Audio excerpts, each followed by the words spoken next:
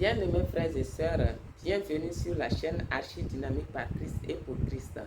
Alors, je suis très heureuse de vous retrouver après plus d'une année de silence. J'espère que vous vous portez très bien et de mon côté aussi tout va bien comme vous le constatez. Alors, aujourd'hui, je vous reviens avec une vidéo de la plus haute importance, un message de la plus haute importance dans la mesure où ce message-là va vous transporter à un nouveau palier de votre vie chrétienne. Parce que cela va vous aider à accomplir votre destinée avec brio. La vie chrétienne, lorsque nous l'entamons, nous nous rendons compte que dès le début, tout va bien, mais à un moment donné, il y a les séquelles de notre ancienne nature pécheresse qui commence à pointer le nez et nous luttons contre nos anciennes manières de vivre, nos anciennes habitudes, etc., etc.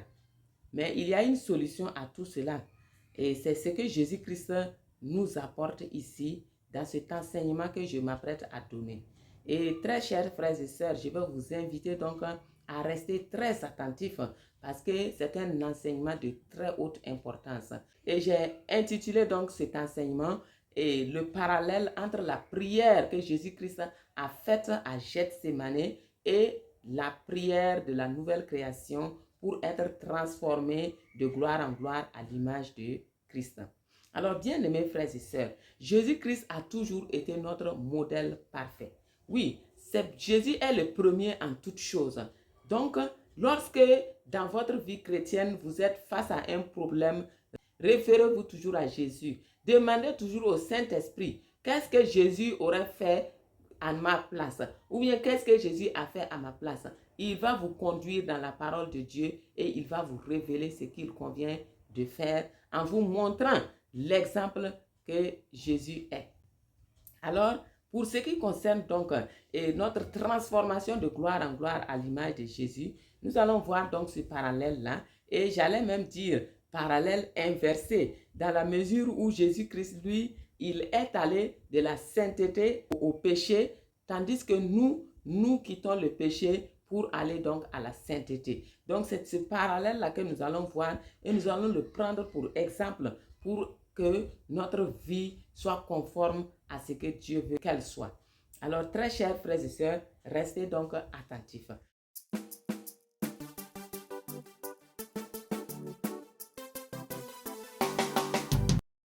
Donc, le premier point de notre parallèle, c'est que Jésus-Christ est fils de Dieu, il est né sans péché. Tandis que nous sommes fils d'Adam et nous naissons pécheurs déjà. Parce que le péché d'Adam a été imputé à toute la postérité, à toute l'humanité. Alors, le deuxième point de ce parallèle, c'est que par son baptême, Jésus-Christ s'est identifié à l'humanité déchue.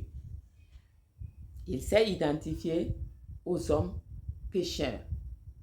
Tandis que nous, quand nous nous faisons baptiser, nous identifions à Christ par sa mort et par sa résurrection et par le Saint-Esprit, nous devenons une nouvelle création parce que notre esprit est régénéré par le Saint-Esprit. Le troisième parallèle, c'est que après le baptême de Jésus-Christ, nous constatons que Jésus-Christ n'a pas automatiquement manifesté ses péchés auxquels il s'est identifié. Oui, il s'est identifié à l'humanité pécheur, mais ce péché-là n'a pas été manifesté en lui. Ce n'était pas visible sur lui. Au contraire, Jésus-Christ a fait le bien pendant 3 ans après son baptême. Il a marché faisant le bien partout, enseignant la justice à la multitude et ressuscitant les morts par-ci par-là. C'est ce que Jésus-Christ a fait. Il a fait le bien au contraire. Il a révélé le Père au monde partout où il allait. Et de la même manière, nous constatons également que après notre baptême d'eau et même après le baptême du Saint-Esprit, on continue de marcher avec les séquelles de notre ancienne nature. Nous continuons de pécher, nous continuons de faire le mal, nous continuons avec les mauvaises habitudes et nous luttons contre cela. Nous luttons pour arrêter cela, mais nous n'y arrivons pas. Et c'est là que Jésus-Christ nous donne la solution. Et cela nous amène au 4e parallèle. Alors Jésus, quand le temps est venu pour lui d'aller à la croix, qu'est-ce que Jésus a fait? Il est allé prier. Il est allé prier à Gethsémani. Il s'est retiré tout seul, là, pour dire à Dieu, si ce n'est pas possible que cette coupe-là soit éloignée de moi, alors je vais la boire. Je me soumets à toi. Je me soumets à toi, je te livre ma volonté. Non pas ma volonté, mais la tienne. Que ta volonté soit faite dans ma vie, afin que l'humanité soit sauvée. Et Jésus a prié en gémissant. En gémissant. Oui, parce que ce n'était pas facile que la chair accepte de telles douleurs, de telles souffrances. Donc il fallait que son âme et sa chair soient complètement soumises à la volonté de Dieu. Donc il a soumis sa volonté à Dieu. Dieu a donné le libre arbitre à l'être humain. Donc quand il s'agit donc de manifester ce que Dieu veut que nous manifestions, il faut que nous décidions nous-mêmes. Et c'est lorsque nous décidons que Dieu peut agir dans nos vies. Et c'est ce que Jésus a fait. Il a décidé. Il a dit à Dieu, non pas ma volonté, mais ta volonté. Fais ta volonté à travers moi. Glorifie ton nom à travers moi. De la même manière, lorsque nous réalisons que nous avons reçu par Jésus-Christ le Saint-Esprit pour être ses témoins sur la terre, et que malgré tout, nous continuons dans notre mauvaise manière de vivre, nous devons nous arrêter et dire à Dieu, je m'abandonne à toi. Règne en moi. Règne en moi, je te livre ma volonté. Non pas ma volonté, mais ta volonté. Car tu as envoyé ton Esprit Saint pour me rendre capable de faire exactement ce que tu veux que je fasse. Tu as envoyé ton esprit en moi, comme tu l'as dit dans Ézéchiel 36, verset 27, pour me rendre capable de pratiquer tes lois, d'observer tes commandements. Par conséquent, je ne veux pas me déroger à cela et je veux que ta volonté soit faite dans ma vie. Alors on s'abandonne ainsi à Dieu. Et après cela, Jésus va nous montrer la suite. Qu'est-ce qu'il faut faire? Et nous atteignons maintenant le dernier parallèle. C'est que après cette prière-là d'abandon, Jésus venait donc de se soumettre à Dieu, comme Jacques l'a dit. Soumettez-vous à Dieu et résistez au diable. Jésus s'est soumis à Dieu complètement pour que la volonté de Dieu soit faite dans sa vie.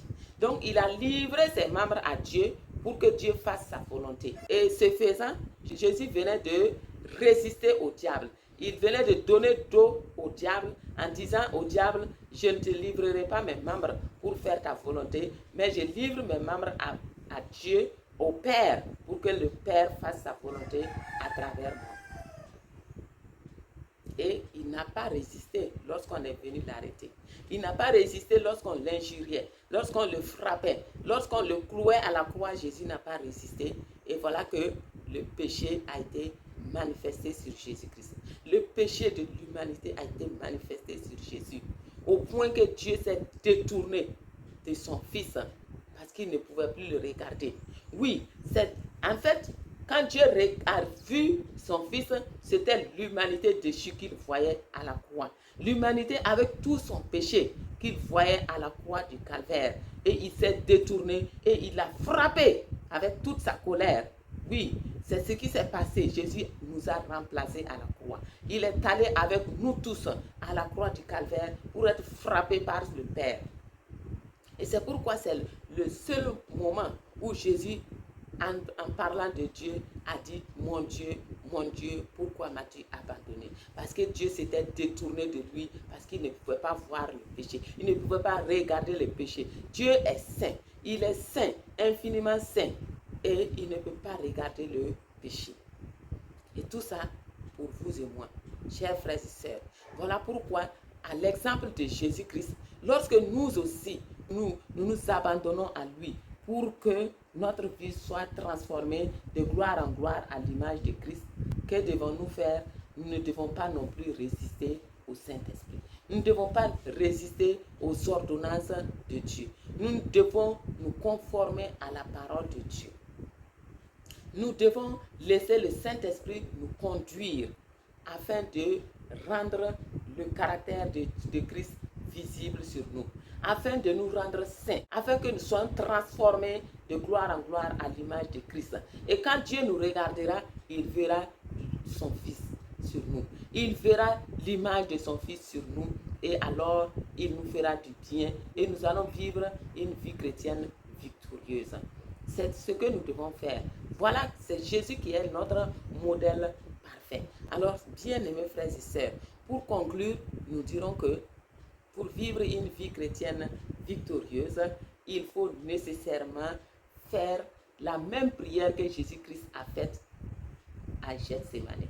Demander à Dieu de venir produire en nous son vouloir et son faire selon son bon plaisir en ce qui concerne notre destinée sur cette terre. Oui, il nous a envoyé chacun, oui, pour de bonnes œuvres qu'il a préparées d'avance pour que nous accomplissions. Par conséquent, il faut que nous marchions dans la sainteté afin qu'il puisse nous utiliser et glorifier son nom sur la terre. Par conséquent, faisons la prière de Jésus-Christ à Gethsémane. Prions toutes les fois où nous nous rendons compte que nous luttons contre un mauvais caractère, une mauvaise manière de vivre.